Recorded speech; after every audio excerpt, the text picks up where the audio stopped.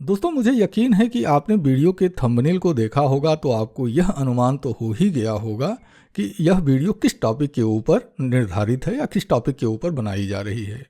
यह वीडियो जीवन बीमा अभिकर्ताओं के लिए मैनेजमेंट कोर्स की 5वीं वीडियो है और इस वीडियो का जो मूल उद्देश्य है वह यह है कि एक अभिकर्ता रिबेट की समस्या से और अगर वह कर्ज में फंसा हुआ है तो कर्ज की समस्या से निपटने के लिए वह अपने कार्यों को किस तरह से मैनेज कर सकता है। दोस्तों, टॉपिक सिर्फ इतना नहीं है, टॉपिक इसके अलावा भी दूसरा भी है। आप फील्ड में अपने कार्यों को मजबूत करने के लिए ऐसा क्या करें, उसकी जानकारी भी इस वीडियो में दी जा रही है। लेकिन दोस्तों, क्षमा के साथ मैं थोड़ा सा समय आपसे चाहता हूँ। अब एक्चुअली है क्या कि हमारे कुछ अभिकर्ता मित्रों को समस्या हो रही है कि यह जो मैनेजमेंट कोर्स की वीडियो है, मतलब जो दूसरी वीडियोज़ है, वह उनको खोजने में दिक्कत हो रही है। और मैं यह भी जानता हूँ कि आप में से बहुत सारे ऐसे अभिकर्ता मित्र ज़रूर होंगे जो आसानी से हमारी वीडियो को खोज पा रहे होंगे। तो आप दोनों ही हमारे लिए महत्वपूर्ण हैं। तो इसलिए मैं क्षमा के साथ थोड़ा सा समय आपसे चाहता हूँ और यह जानकारी दे देता हूँ कि आप कैसे हमारे मैनेजमेंट की जो दूसरी वीडियो है आसानी से कैसे देख सकते हैं। इसके लिए मैं थोड़ा सा समय आपसे लेना चाहता हूँ। तो दोस्तों, सबसे पहले आप YouTube ओपन कर लीजिए और YouTube के सर्च बॉक्स में रितेश @रितेश LIC एडवाइज़र लिखकर सर्च कीजिए। ऐसा करते ही यह जो सबसे पहला लिंक आपको दिखाई दे रहा है, यह मेरे YouTube चैनल का लिंक मिल जाएगा। अब जैसे ही आप इस पर क्लिक करते हैं, आप हमारे YouTube चैनल के होम पेज पर आ जाते हैं। यहाँ पर आपको प्ले लिस्ट पर जाना है और प्ले लिस्ट में देखिए, फ़िलहाल यह शुरू में ही आपको हमारी यह प्ले लिस्ट दिखाई दे रही है। आप इस प्ले लिस्ट पर क्लिक कर दीजिए। ऐसा करते ही यह प्ले लिस्ट ओपन हो जाएगी और राइट साइड में देखिए, पार्ट वाइज, सीरियल वाइज मैंने अपनी वीडियोस को यहाँ मैनेज किया हुआ है। जैसे अभी यह 5वीं वीडियो बनाई जा रही है, तो जब यह वीडियो भी बनकर पोस्ट हो जाएगी तो यहाँ देखिए 4 वीडियो तक का आपको वीडियो दिखाई दे रही है और 5वीं वीडियो, जब यह वीडियो बन जाएगी तो इसके नीचे आ जाएगा। तो मुझे उम्मीद है कि अब आप आसानी से यह जो मैनेजमेंट कोर्स की सीरीज़ है, आप इस वीडियो तक पहुँच पाएंगे। चलिए, अब हम अपने मूल विषय को शुरू करते हैं। दोस्तों, आज की इस वीडियो की शुरुआत मैं रिबेट के मुद्दे से करना चाहता हूं और मैं आपसे यह जानना चाहता हूं कि रिबेट के विषय में आप सोचते क्या हैं। क्या रिबेट के बगैर बीमा बेचा जा सकता है या नहीं बेचा जा सकता है? आपका क्या मानना है?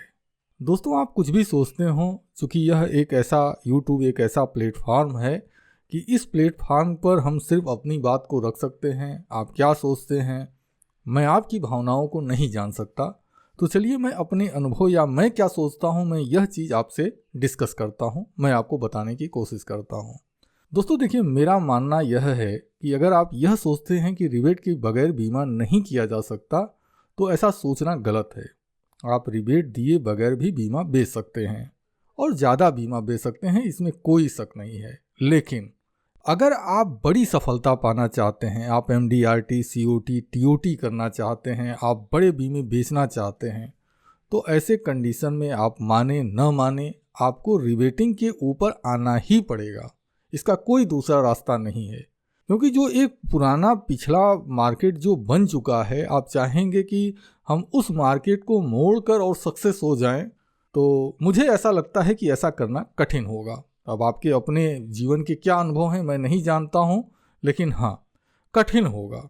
अब देखिए, अगर आपने हमारी पिछली वीडियो को देखा होगा तो मैंने एक इनिशियल स्टेज पर, यानी अगर आप एक ऐसे अभिकर्ता हैं जो अपना बिजनेस शुरू कर रहे हैं या फिर आप कर्जे में फंसे हुए हैं, तो आप इस रिबेटिंग की समस्या को कैसे हैंडल कर सकते हैं, इसकी जानकारी मैंने अपनी पिछली वीडियो में दी है। तो यदि आपने वह वीडियो नहीं देखी है तो मैं फिर से कहूँगा, देखिए, शुरुआत से अगर वीडियो देखते चले आएंगे तो आपके लिए बेनिफिशियल रहेगा। तो अब मैं फिर से उसी पुरानी बात को दोहराना नहीं चाहता हूँ। तो अगर रिबेट का बीमा मिलता है तो आप उसको कैसे हैंडल करेंगे, जो जानकारी मैंने दी है उसको आप अप्लाई करें।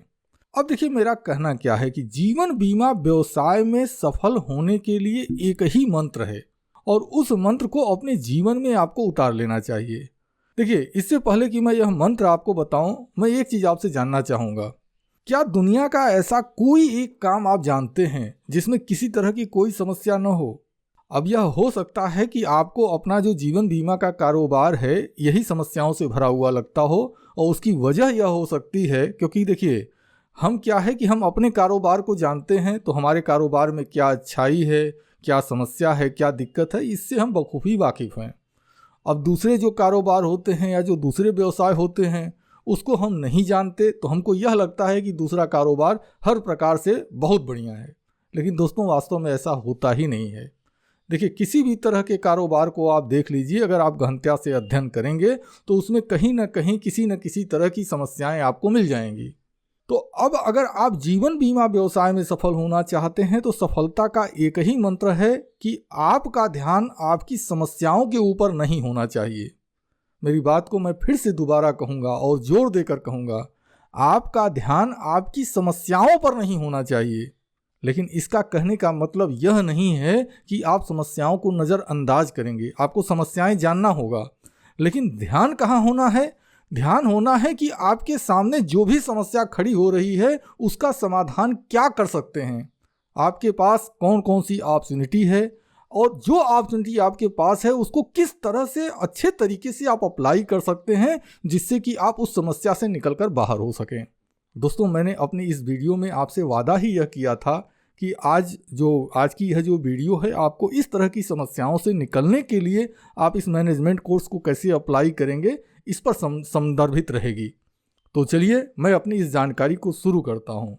अब देखिए, वर्तमान समय में अगर आपके पास पैसे नहीं हैं या फिर आप कर्जे में फंसे हुए हैं, तो ऐसे कंडीशन में अगर आपको अपना बीमा कारोबार बढ़ाना है तो सबसे पहले आपके पास फंड चाहिए। तो फंड की व्यवस्था कैसे की जाए, फंड की समस्या का समाधान कैसे किया जाए ताकि आप कर्जे से भी बाहर निकलें और रिबेट की समस्या का भी सामना करें, हम इसके विषय में डिस्कस करते हैं। दोस्तों, इसका एकमात्र साधन यह है कि आपको अपना नौ व्यवसाय बढ़ाना पड़ेगा, आपको अपनी मेहनत बढ़ानी पड़ेगी, आपको अपनी पूरी ताकत झोंक देनी होगी, क्योंकि आपका जो कमीशन है तभी बढ़ेगा जब आपका नौ व्यवसाय बढ़े। लेकिन अगर आप सिर्फ मेहनत करेंगे और उसमें समझदारी और सावधानी नहीं बरतेंगे तो फिर से हो सकता है कि आप इस तरह की समस्याओं में घिर जाएं। तो चलिए मैं अब बात करता हूं मैनेजमेंट की, कैसे मैनेज किया जाए। अब दोस्तों, अपनी बात को मैं एक उदाहरण के साथ मैं आपके सामने रखना चाहता हूं। दोस्तों, क्या आप किसी ऐसे व्यक्ति को जानते हैं जो किसी फैक्ट्री में, मतलब फैक्ट्री भी ऐसी जो प्रोडक्शन वाली फैक्ट्री हो, ऐसी किसी फैक्ट्री में वह मैनेजमेंट डिपार्टमेंट में हो, ऐसे किसी व्यक्ति को जानते हैं क्या, और अच्छी पोस्ट पर हो? अगर आप किसी ऐसे व्यक्ति को जानते रहिएगा तो आप उससे जाकर जरूर पूछिएगा कि यह जो कंपनी है वह जिस भी कंपनी में काम करता हो, लेकिन हाँ, शर्त यही है कि वह उत्पादन करने वाली कंपनी होनी चाहिए। तो वहाँ पर जो विभिन्न तरह की मशीनरी है, उन मशीनरी के खर्चे के लिए कंपनी किस तरह से पैसों का प्रबंधन करती है, आप उनसे पूछिएगा। दोस्तों, मैं अपने अनुभव आपको शेयर करता हूँ। देखिए, होता क्या है ना कि ये जितनी भी बड़ी बड़ी उत्पादन कंपनियाँ होती हैं, जो भी प्रोडक्ट का निर्माण करती हूँ, उसके लिए बड़े बड़े तरह की मशीनरी की ज़रूरत पड़ती है। अब यदि आपने कोई मशीनरी खरीदी है तो दो संभावनाएं होंगी। निश्चित रूप से आने वाले साल, 2 साल, 3 साल, 4 साल के बाद वह मशीन खराब होगी। अब यदि खराब होगी तो इसकी दो संभावनाएं बनेंगी। पहली संभावना यह कि आप उसको रिपेयर करवा सकते हैं, और दूसरी संभावना यह कि आपको उस मशीनरी के बदले एक नई मशीनरी खरीदनी पड़े। अब आप एक बार विचार करके, एक बार कल्पना करके देखिए, एक ऐसी फैक्ट्री है जिसका सामान खराब हो गया और उस फैक्ट्री ने इसके लिए कोई प्रबंधन पहले से किया ही नहीं है, कोई मैनेजमेंट नहीं किया है। तो क्या होगा? भले ही उस कंपनी की जितनी भी दूसरी मशीनरी है बिल्कुल परफेक्ट कंडीशन में हो, लेकिन अगर वह मशीनरी जो कि खराब पड़ी हुई है वह एक इम्पॉर्टेंट इक्विपमेंट है, ऐसी कंडीशन में उस कंपनी की उत्पादन क्षमता समाप्त हो जाएगी, बंद हो जाएगी। आप एक बार कल्पना कीजिए उस कंपनी के मालिक की, उसके जितने भी स्टाफ हैं, उनकी कंडीशन क्या बनेगी। क्या आपने कभी अपने व्यवसाय के लिए इस चीज़ के लिए विचार किया है क्या? कभी आपने इस तरह से सोचा है क्या? क्या आपको नहीं लगता है कि आपको भी, हमको भी इस तरह से सोचना चाहिए? निश्चित रूप से सोचना चाहिए, लेकिन सोचना क्या चाहिए और कहाँ सोचना चाहिए, आइए अब आपका ध्यान मैं वहाँ पर केंद्रित कराता हूँ। देखिए, अगर आप अपना बीमा कारोबार करते हैं तो हमको किस किस तरह की मशीनरी की ज़रूरत होती है। सबसे पहली जो मशीनरी है ना, वह मशीनरी है अपना कपड़ा। जी, अपना कपड़ा, आप जो कपड़ा पहनते हैं। और कपड़ा की बात अगर मैं कर रहा हूँ तो सिर्फ कपड़े की बात नहीं कर रहा हूँ, आप सर से लेकर और पैर तक क्या पहनते हैं वह सभी इस कपड़े में, यानी यूँ कह लीजिए ना, पर्सनालिटी डेवलपमेंट के अंदर ये सारी चीज़ें आती हैं। और मैं यहाँ पर बात आपके घरेलू कपड़े की नहीं कर रहा हूँ, आप किसी पार्टी में जाते हैं, मैं उस कपड़े की बात नहीं कर रहा हूँ। आप अपने व्यवसाय में जिन कपड़ों को पहनकर आप अपने आप को रिप्रेजेंट करते हैं, आप जब ऑफिस में जाते हैं, LIC की ऑफिस में जाते हैं, तो आप क्या पहनकर जाते हैं, मैं उस कपड़े की बात कर रहा हूँ। अच्छा, एक चीज़ बताइए, आप अपने व्यवसाय को करने के लिए आपने जो भी अपनी ड्रेस बनाई है, मतलब जो भी कपड़े आपने रखे हैं, कितने पीस हैं और क्यों हैं? मुझे लगता है कभी शायद हो सकता है कि हमने यह सोचा भी नहीं हो कि हमारे पास कितने कपड़े होने चाहिए और क्यों होने चाहिए। कितने होने चाहिए ये तो समझ में आ सकता है, लेकिन क्यों होने चाहिए ये समझ में नहीं आ सकता है। देखिए, मुझे लगता है कि अगर हमारी कंडीशन बिल्कुल सामान्य है तो ऐसी कंडीशन में कम से कम 3 पीस कपड़े हमारे पास होने चाहिए। और 3 से लेकर 7 पीस कपड़े अगर आप रखते हैं तो यह आपके लिए बेस्ट होगा। लेकिन अब कपड़े कैसे होने चाहिए? देखिए, कपड़े वेल मेंटेन चाहिए। वेल मेंटेन से मतलब क्या कि जहाँ तक आप कोशिश कीजिए कि अच्छे ब्रांड के कपड़े खरीदिए जिसको कि आप पहनकर अपने फील्ड में जा सकें। आप घर में क्या पहनते हैं, आप विभिन्न तरह के जो फंक्शंस होते हैं उनको ज्वाइन करने के लिए आप क्या पहनकर जाते हैं, इससे फ़र्क नहीं पड़ता। मैं बात कर रहा हूँ आपके व्यवसाय से संबंधित जो कपड़े हैं, मैं उनकी बात कर रहा हूँ। अगर आप ब्रांडेड कपड़े खरीदने जाएंगे तो उसमें पैसे ज़्यादा खर्च हो सकते हैं। आप जो नॉर्मल अगर कपड़े खरीदते हैं तो हो सकता है कि नॉर्मल कपड़ा जितने पैसे में आप 3 पीस कपड़ा खरीदें, उसमें हो सकता है कि एक शर्ट ही आए। लेकिन आपको इसके लिए खर्च करना चाहिए, इसके लिए व्यवस्था बनानी चाहिए।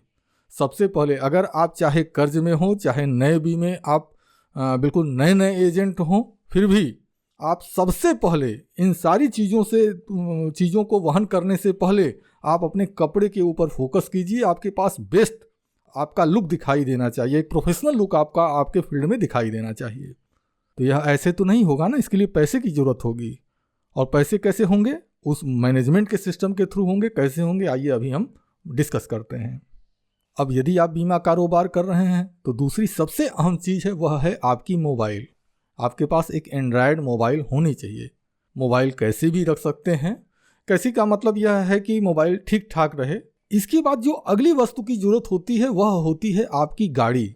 गाड़ी में आप 2 व्हीलर आप यूज कर सकते हैं। अगर आप अच्छा कारोबार कर रहे हैं, माता लक्ष्मी जी की कृपा आपके ऊपर है, तो आपको 4 व्हीलर का उपयोग करना चाहिए।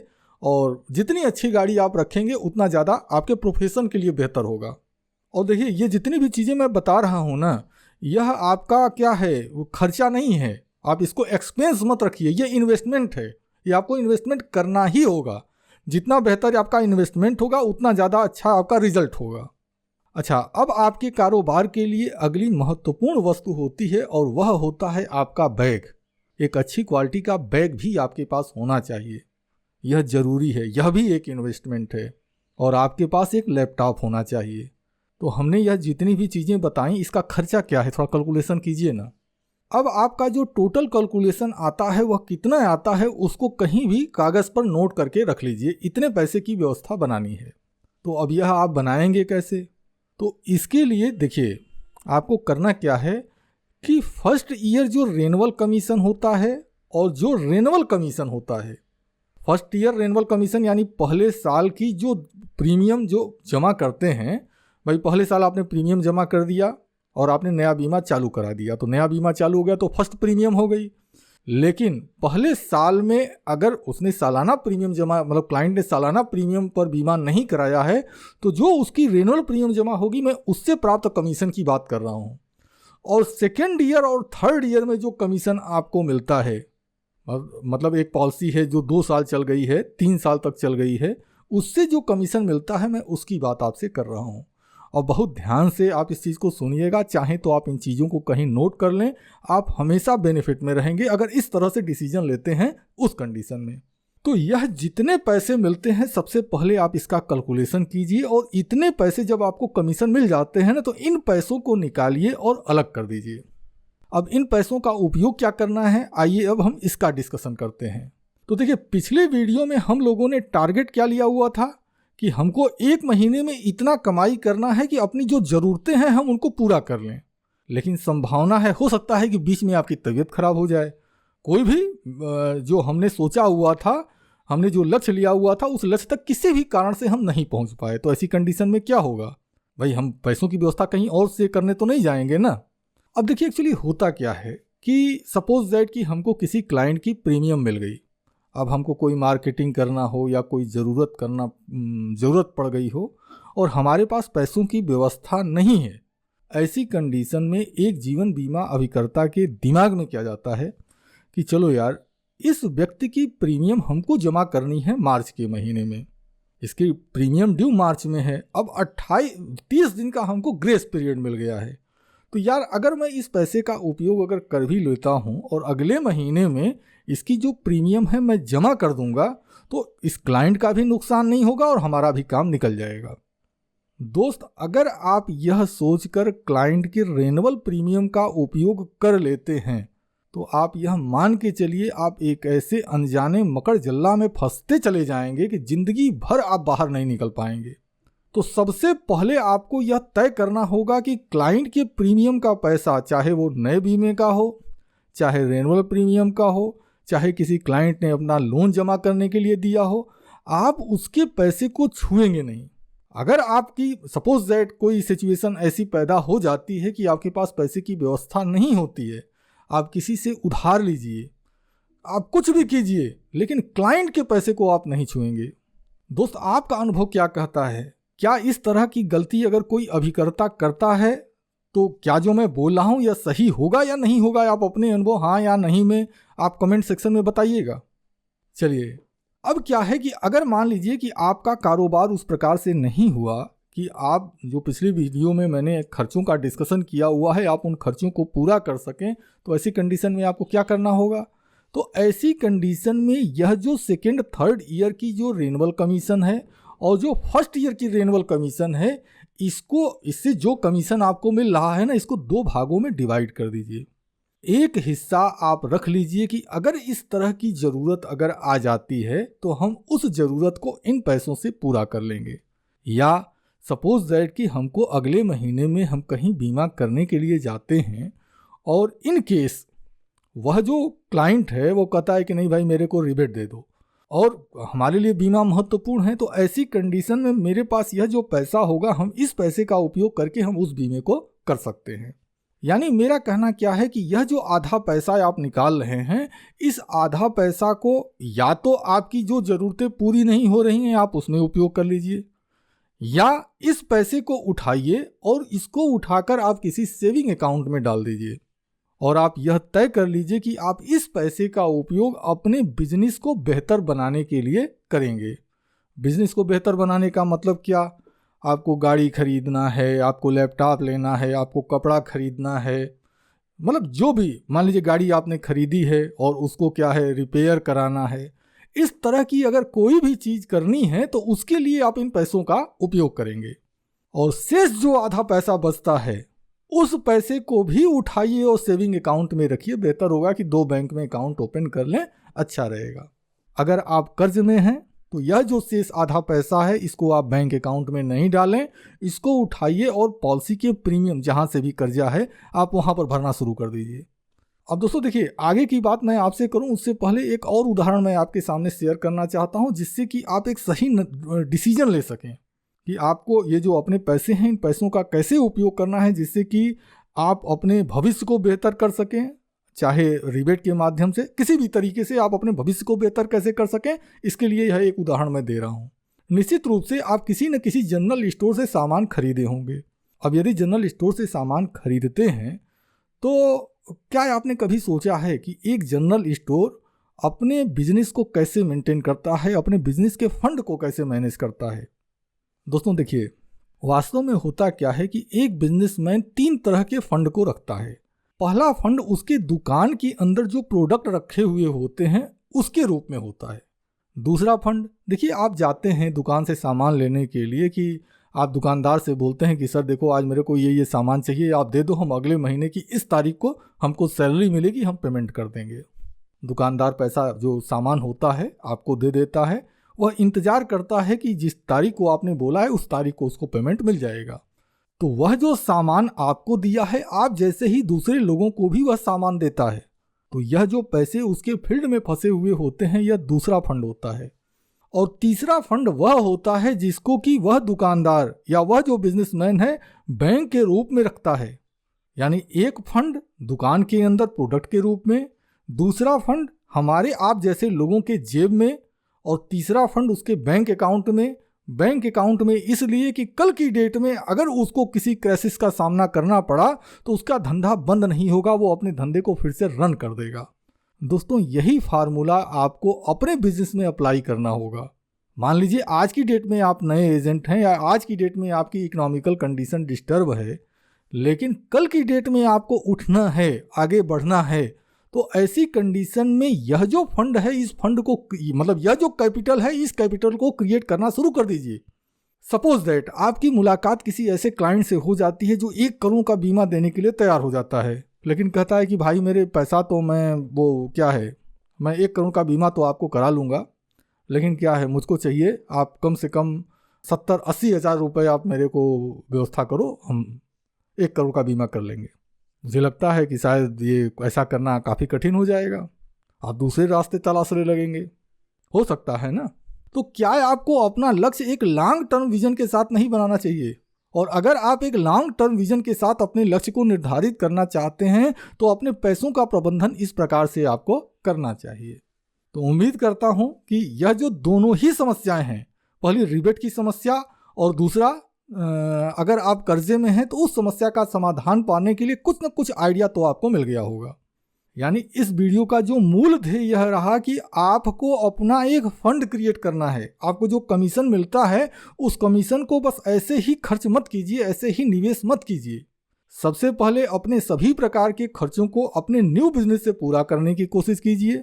दूसरा चीज़, जो आपको फर्स्ट ईयर रेनुअल कमीशन मिलता है, सेकेंड और थर्ड ईयर रेनुअल कमीशन मिलता है, उसको 2 भागों में डिवाइड कीजिए। पहला भाग अपने जो बिजनेस के खर्चे हैं, खुद के बिजनेस के जो खर्चे हैं, चाहे गाड़ी है, कपड़ा है, लैपटॉप है, मोबाइल है, उसके लिए, उनके रिपेयर के लिए या नया खरीदने के लिए इस आधे पैसे का फंड तैयार कीजिए। शेष जो आधा पैसा है फ्यूचर को टारगेट करते हुए उसका एक अलग फंड तैयार कीजिए। आने वाले समय में आप बड़े बड़े बीमे बड़े आसानी से करके निकल जाएंगे। तो उम्मीद करता हूं कि इस वीडियो में दी गई जानकारी आपके लिए उपयोगी रही होगी। तो यदि यह वीडियो आपको उपयोगी लगी है तो इस वीडियो का कमेंट सेक्शन हमको बताना चाहिए, मुझको यह एहसास दिला दे कि वीडियो आपको पसंद आई है। और दोस्तों मैं यह भी जानना चाहूँगा कि अगली जो मैनेजमेंट कोर्स की अगली वीडियो है यह आगे कंटिन्यू की जाए नहीं की जाए, यह भी ज़रूर बताइएगा। साथ में मैं यह भी जानना चाहूँगा कि आप किस बीमा कंपनी के एजेंट हैं, आपका नाम क्या है, आप किस बीमा कंपनी से, किस ब्रांच से जुड़े हुए हैं, और अपना मोबाइल नंबर लिखकर आप कमेंट कीजिए। और यदि आप इस मैनेजमेंट कोर्स की अगली वीडियो को मिस नहीं करना चाहते हों तो मैं यही कहूँगा कि आप हमारे चैनल रितेश LIC एडवाइज़र को ज़रूर सब्सक्राइब कर लीजिए और बेल आइकन पर क्लिक करके ऑल नोटिफिकेशन ज़रूर ऑन कर लीजिएगा। और यदि आपने पहले ही हमारे इस चैनल को सब्सक्राइब कर रखा है तो आपको दिल से बहुत बहुत धन्यवाद। चलिए अब मैं अपनी इस वीडियो को समाप्त करता हूं और आपसे यह वादा करता हूं कि बहुत जल्द अगली वीडियो में फिर से आपके सामने उपस्थित रहूंगा। तब तक के लिए धन्यवाद। Thank you very much.